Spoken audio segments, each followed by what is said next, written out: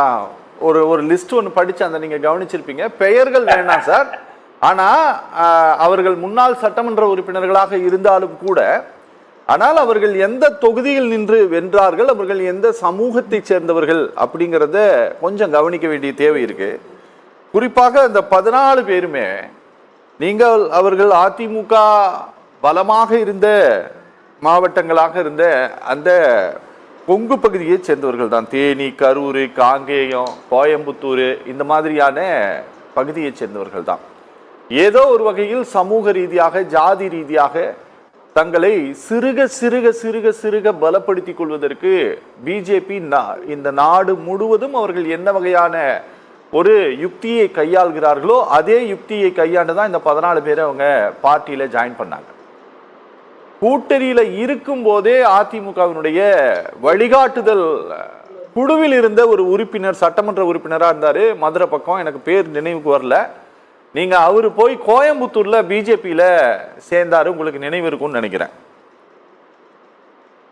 முன்னாள் சட்டமன்ற உறுப்பினர் சார், உங்களுக்கு நினைவு இருக்கும்னு நினைக்கிறேன். பாஜக போய் சேர்ந்தாரு சார். இப்படி நிறைய நகர்வுகள், ரொம்ப நுணுக்கமான அரசியல் நகர்வுகள் இதுல நடந்துகிட்டே இருக்குது சார். இன்னைக்கு இன்று மேட்டுப்பாளையத்தில் தொடங்கிய பிரச்சாரத்தில் கூட சொல்றாரு, இதே பிஜேபியோடு திமுக கூட்டணி இருந்தபோது உங்களுக்கு இனித்தது, ஆனா நாங்க இன்னைக்கு இருந்தா உங்களுக்கு கசக்குதா அப்படின்னு சொல்லிட்டு இந்த ரொம்ப ஒரு மேம்போக்கான ஒரு விமர்சனத்தை திரு எடப்பாடி பழனிசாமி வைக்கிறாரா, இல்ல ரொம்ப ஆழமான அரசியல் புரிதலோடு தான் இந்த கூட்டணி அமைத்து இந்த பிரச்சார மேடையில் அந்த தலைவர்களை எல்லாம் மேடை ஏற்றி இருக்காரா? நாடொரு மேனியும் பொழுதொரு வண்ணமும், என்ன வேணாலும் பேசலாம் நாட்டு மக்கள்கிட்ட. அரவிந்தா சொன்னாரு, புகழேந்தி சொன்னாரா, உட்கார்ந்து இருக்கவங்க இங்க அவர் அண்ணன் என் பேர்ல இருக்கவர் சொன்னாரா, தனியர் சொன்னாரா, கூட்டணியே வேண்டாம் வேண்டாம் நாங்களா சார் சொன்னோம். இவர் கூட்டணி வச்சுக்கிட்டா வச்சுக்காமல என்ன, யாரு அதை பத்தி கவலைப்பட்டா? கூட்டணி வேணாம் வேணாம் வேணாம்னு சொன்னது நாங்களா? ஒரு மந்திரி சூசைட் பண்ணிக்கிறேன்னாரு, ஒரு மந்திரி தீ குளிக்கிறேன்னாரு, ஒரு மந்திரி என்னுடைய அரசியல் வாழ்க்கையே போச்சுன்னாரு, எஸ்டிபிஐ முஸ்லீம் மாநாட்டில் ஏறி நின்று கூட்டணி இல்லைன்னாரு எடப்பாடி பழனிசாமி. இப்ப இவரே சொல்றாரு, நீங்கெல்லாம் வைத்திருச்சல், உங்களுக்கு என்ன வைத்திருச்சல்? எங்களுக்கு நீங்க அழகா அந்த 14 பேரை கோட் பண்ணிட்டே இருந்தீங்க. இந்த 14 பேர்த்தையும் கூட்டு போய் ஹீரோவா பண்ணி திரு அண்ணாமலை அவர்கள் அவங்களெல்லாம் காமிச்சு தமிழ்நாடே நம்ம பக்கம் வந்துருச்சுன்னு சொல்லி அவங்களெல்லாம் நம்ப வச்சு ஒரு பெருசா ஒரு நடந்தது உங்களுக்கு தெரியுது. மதுரையிலிருந்து முன்னாள் எம்எல்ஏ போனாரு, அவர் திரும்பியும் வந்துட்டாரு. ஆமா, அது சொல்றேன்.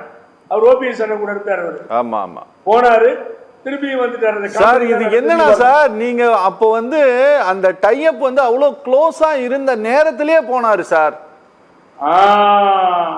அதனாலதான் கோபம் லோக் மாதா அம்மான்னு சொல்லி 5 ஸ்டார் ஹோட்டல்ல சொன்ன அமித்ஷா அண்ணாமலை நம்பி எல்லாத்தையும் பண்ணி எல்லாமே நடந்து பின்னாடிதான் இதெல்லாம் வேலைக்கு ஆகலன்னு சொல்லிதான் இப்ப அண்ணாமலை எடுத்துட்டாங்களா இல்லையா?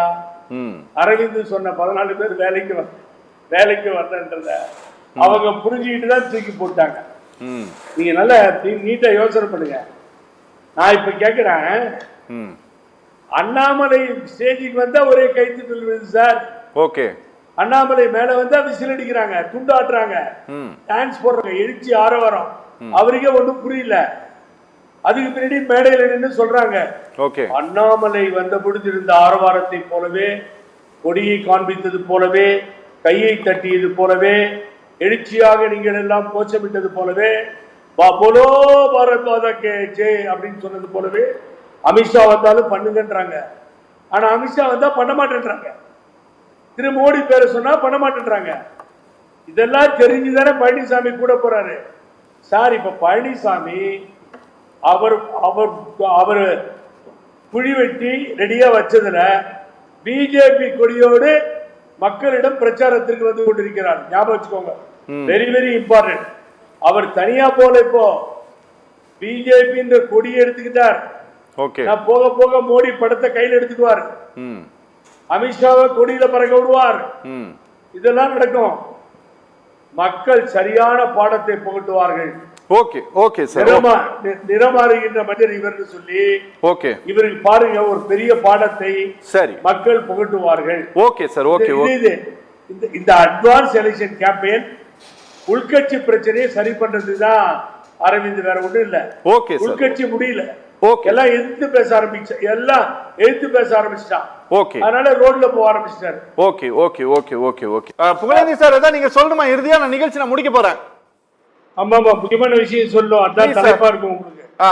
என்னன்னு கேட்டா, இப்ப வேட்பாளர் இல்ல பழனிசாமிக்கு நாடாளுமன்ற தேர்தலையே. அதனால கட்சி வேட்பாளர் கிடைப்பாங்களான்னு ஊரா போறாரு. நேராவே பார்த்து அந்த கட்சி வேட்பாளர் கிடைச்சா தேர்ந்தெடுப்பாரு. அப்புறம் முன்ன மறைந்த ராமகோபாலன் சொன்னார், என்ன, முஸ்லீம்களும் கிறிஸ்தவர்களும் பணம் வாங்கிட்டு இந்துக்களா இருந்தவங்க மாறினாங்கன்னு சொன்னாரு. அதுக்கெல்லாம் விளக்கம் சொன்னோம், வேற வழி இல்ல. 3 மதத்தையும் குற்றம் சாட்டியிருக்காங்க மதுரை மாநாட்டுல, இந்து முன்னணி மாநாட்டுல. இந்து முன்னணி கொள்கைகளை இவர் யாராவது சொல்லி கொடுத்து போய் முழங்கணும். பிஜேபியினுடைய கொள்கையை சொன்னோம். தமிழக மக்கள் காணாமல் போவதற்காக இந்த சுற்றுலா பயணம் தொடர்கிறது. ஓகே.